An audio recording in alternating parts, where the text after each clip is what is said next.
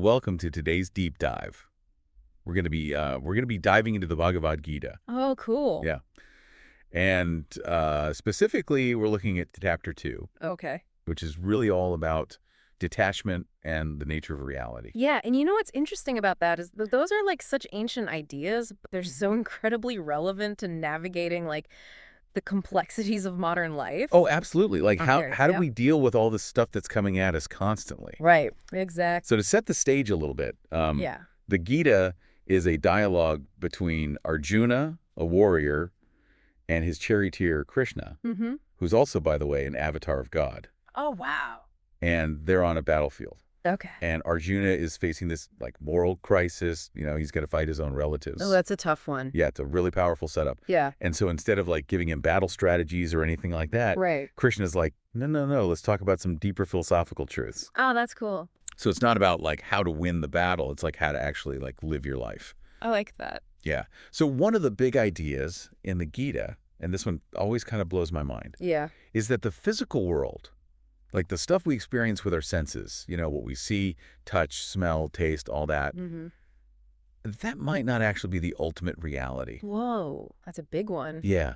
It's a lot to wrap your head around, right? It is. So to explain this, Krishna uses this really striking analogy. Okay.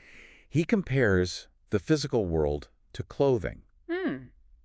And he suggests that our bodies are kind of like garments that we wear temporarily. Okay. Our true self, the soul, that's the eternal part, right? Right. That makes sense. He even says, and I love this quote, as a person puts on new garments, giving up old ones, Mm-hmm.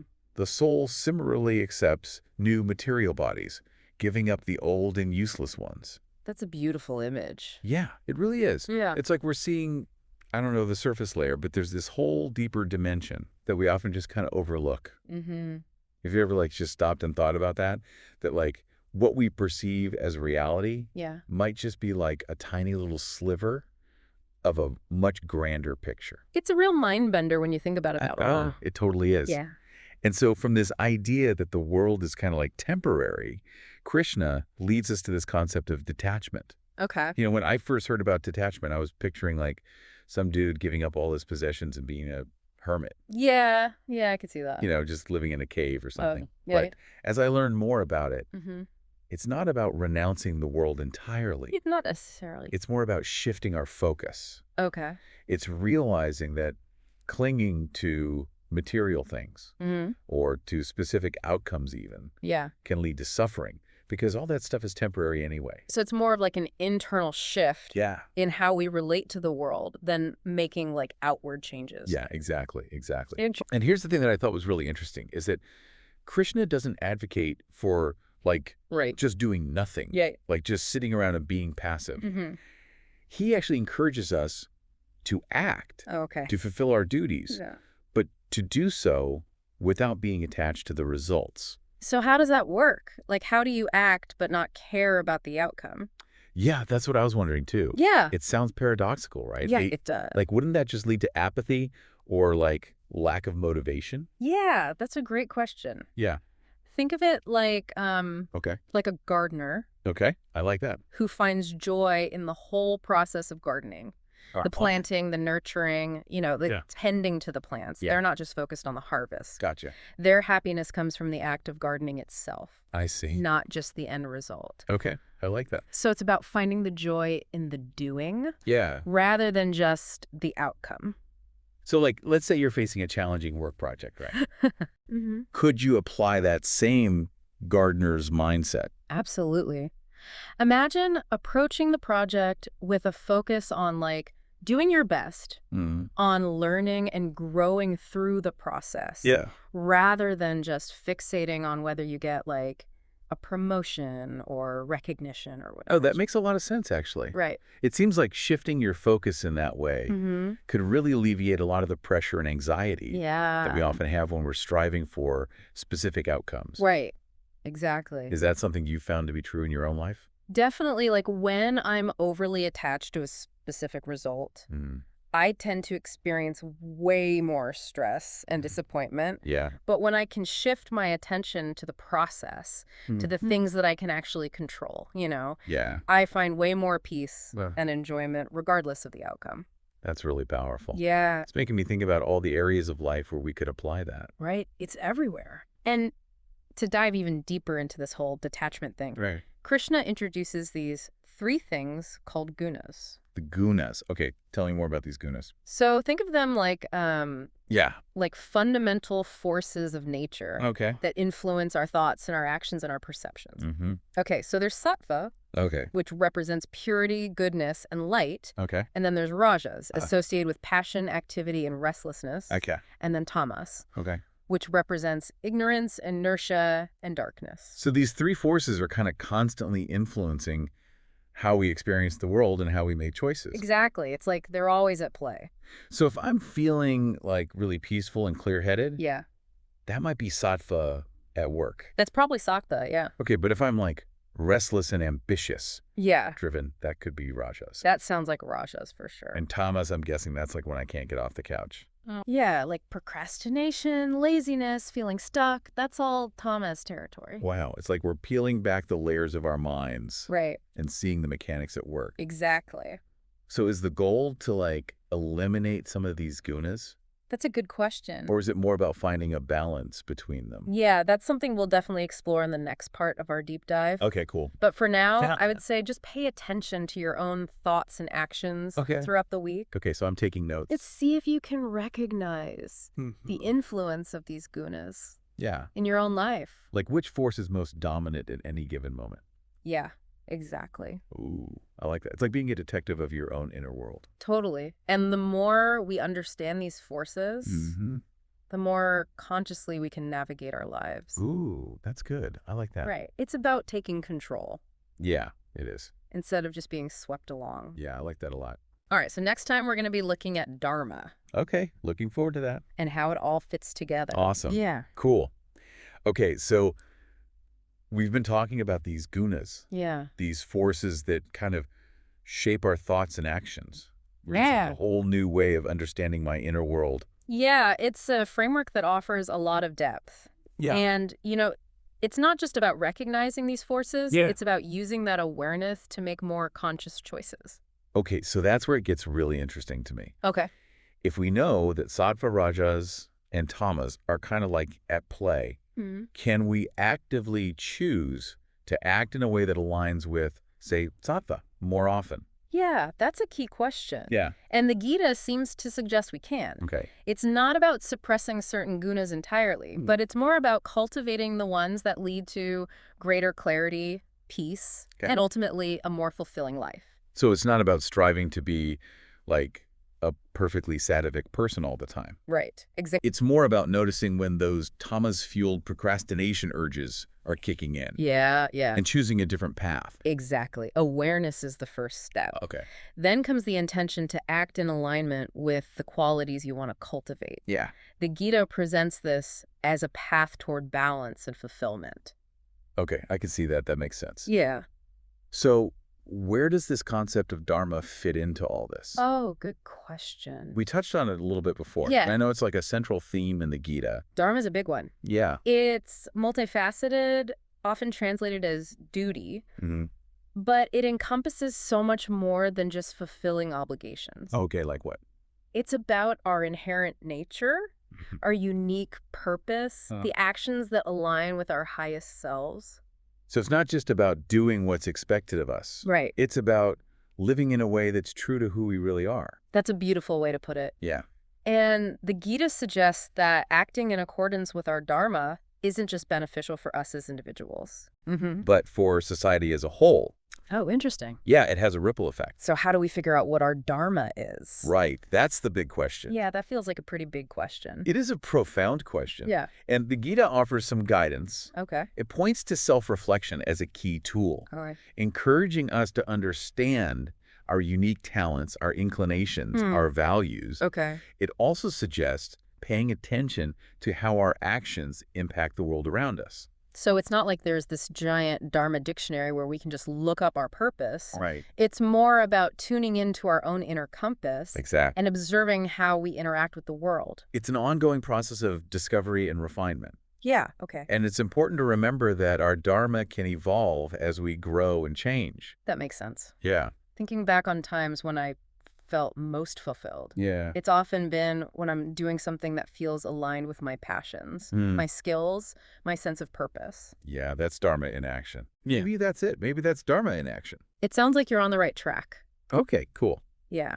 And one of the key teachings of the Gita is that when we act in accordance with our Dharma, we experience a profound sense of peace and purpose, Okay. even when faced with challenges. Yeah, that makes sense. When you're doing what you feel called to do, even the tough stuff feels meaningful. Absolutely.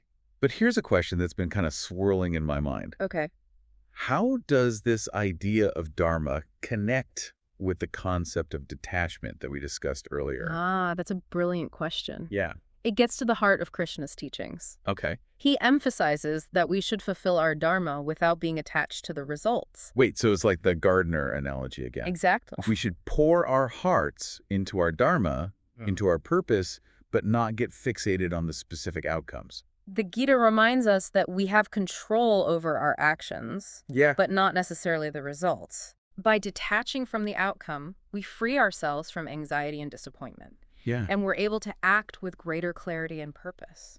Okay, so this whole concept of detachment is kind of a mind bender for me. It is. It's a profound shift in perspective. Yeah. And it can be incredibly liberating. Yeah. It allows you to act from a place of integrity and purpose without getting caught up in the ego's need for external validation. Okay, let me see if I can wrap my head around all of this. Okay. The Gita is guiding us to understand our Dharma, our unique purpose, and to act in alignment with it, but without getting fixated on specific outcomes. Yes. And throughout all of this, we should be mindful of the gunas, those forces that can influence our choices and state of mind. Exactly. Did I get that right? You absolutely did. Wow. You've beautifully distilled some of the key teachings of the Gita. Okay, good. Yeah, I have to admit, I'm feeling pretty inspired right now. that's great. It's like these ancient teachings are offering a whole new roadmap for navigating life. The wisdom of the Gita is timeless, Yeah. and it continues to resonate with people across cultures and centuries. This feels like just the beginning of a much longer journey for me. And I'm curious, what else does Krishna have in store for us Oh, there's more. as we delve deeper into the Gita? Well, in the next part of our deep dive, Okay. we're going to explore one of the most profound and perhaps most challenging concepts from the Gita, Okay. Hit me with it. the nature of the self. Ooh, that sounds like a conversation that could really stretch my mind. It's a deep dive within a deep dive, All right. but don't worry, we'll navigate it together. Okay, so we're back. Final part of our deep dive into the Bhagavad Gita. All right. And I am ready to tackle this concept of the self. Okay. This feels like we've been building up to this all along, you know? Yeah, definitely a central theme in the Gita. Connects back to everything we've been exploring. Yeah. The illusion of reality, Yeah. detachment, dharma, the gunas, it all kind of comes together. So remind me, how did Krishna describe the physical world again? I remember something about clothes. Yeah. He compared our bodies to garments that we wear temporarily, Right. suggesting that our true self, the soul, that's eternal, unchanging. Okay, so that's the self, right? The Well, soul. well, it's a part of it. Okay, so there's more. Yeah, Krishna goes a little bit deeper. Okay. He distinguishes between the true self, which he calls the atman, Okay. and the ego, or the ahamkara. Okay, so it's not just about having a soul. There's another layer to this. Right. I'm intrigued. Tell me more about this Atman and Ahamkara thing. So imagine like a pure eternal flame. Okay. That's the Atman, Okay. our true self, the source of our consciousness. Okay. But around that flame, we kind of build up these layers of identity and beliefs, Yeah. attachments, all that stuff. Yeah. That's the ahamkara, The ego. the ego, yeah. So the ego is like the personality we create based on our experiences. Exactly. Like our roles in life, the stories we tell ourselves about who we are. I'm a Okay. doctor, I'm a parent, I'm Yeah. successful, or even I'm a failure. Right. But the Gita suggests these are all temporary states. Oh, like those clothes we change? Exactly. They come and go. That's a really interesting way to think about it. Yeah. So why is this distinction between the true self and the ego so important? Well, Krishna points out that a lot of our suffering comes from identifying with the ego, Oh. with that constantly changing, grasping sense of self. Yeah, I can see that. When our self-worth is tied to external things like achievements, possessions, appearances, Yeah, any change or loss can just feel devastating. that's true. But the Gita reminds us that the true self, the Atman, it's untouched by those fluctuations. Yeah. It's like the sky, Yeah. Clouds come and go, storms might rage, but the sky itself Yeah. remains vast, unchanging. That's a beautiful analogy. So how do we make that shift from identifying with the ego to connecting with the unchanging true self? Well, the Gita emphasizes self-knowledge, Right. introspection. Krishna encourages practices like meditation, Okay. mindfulness, which can help quiet the noise of the ego Yeah. and allow us to experience that inner stillness, that pure awareness that is the Atman. So it's not about like getting rid of the ego completely. No, not about eradication. It's more about recognizing it, but not letting it run the show. Yeah, like training a puppy. Okay, I like that. Right. Yeah. It's there, it's part of the experience, but you got to train it. You don't let it pee on the rug. Exactly. You set the boundaries. Okay, so it's about shifting our center of gravity Yeah. from the ego to the true self. And as we do that, Yeah. we naturally become less attached to those external things, Okay. less reactive to the ups and downs of life. Yeah. We start to experience a deeper sense of peace Okay. and freedom. It's all connecting now. Yeah. Attachment. Dharma, the gunas, they all connect back to this understanding of the true self. Right. It all weaves together. The Gita is like a guidebook for navigating life with more wisdom Endless suffering. and less suffering. Yeah. Yeah, exactly. It's like handing us the keys to inner peace. That's a beautiful way to put it. It reminds me of a time when I was going through a lot of change, Oh, yeah. a lot of uncertainty in my life. Yeah, what happened? Well, I got laid off from a job. Oh, wow. Yeah, That's tough. it was. And it was a job that I had really identified with strongly, Okay. so my ego was kind of taking a hit. Yeah, I can imagine. But I remember the teachings of the Gita, and I started focusing on connecting with my true self, with that inner stability that couldn't be taken away by anything external. Did it help? It was a game changer. Wow. Instead of getting lost in the anxiety and the fear, I was able to approach the situation with more clarity and even a sense of possibility. Wow, I like that. It allowed me to kind of step back and ask, what truly matters to me? Yeah. What is my Dharma in this new chapter? That's a powerful example of how these ancient teachings can apply to real life, Yeah. real It's so good. challenges. Yeah, It's not just theoretical. absolutely. The Gita is not just philosophy. It's a practical guide for living a more meaningful Yeah. and fulfilling life. And I think that's a message that we can all benefit from hearing, regardless of our backgrounds or beliefs. It's universal wisdom. Yeah. It speaks to the human experience It really does. at its core. This deep dive has been quite a journey. It has. I feel like I've gained a whole new perspective on life, and I'm definitely going to keep exploring these ideas further. Yeah, it's an ongoing exploration. Any final thoughts for our listeners before we wrap up? If there's one thing to take away from our exploration of the Gita, it's this. It invites us to question our assumptions about reality, Okay. to explore the depths of our own consciousness, Yeah. and to live a life guided by purpose and wisdom. It's a journey that requires courage, self-reflection, and a willingness to embrace new perspectives. Beautifully said. Thank you. And for all of you listening, I encourage you to take some time to reflect on what resonated with you most. Yeah. What insights will you carry with you? How might these ancient teachings inspire you on your own journey of self-discovery? Thanks for joining us on this deep dive. Yeah, thanks everyone. And until next time, keep exploring.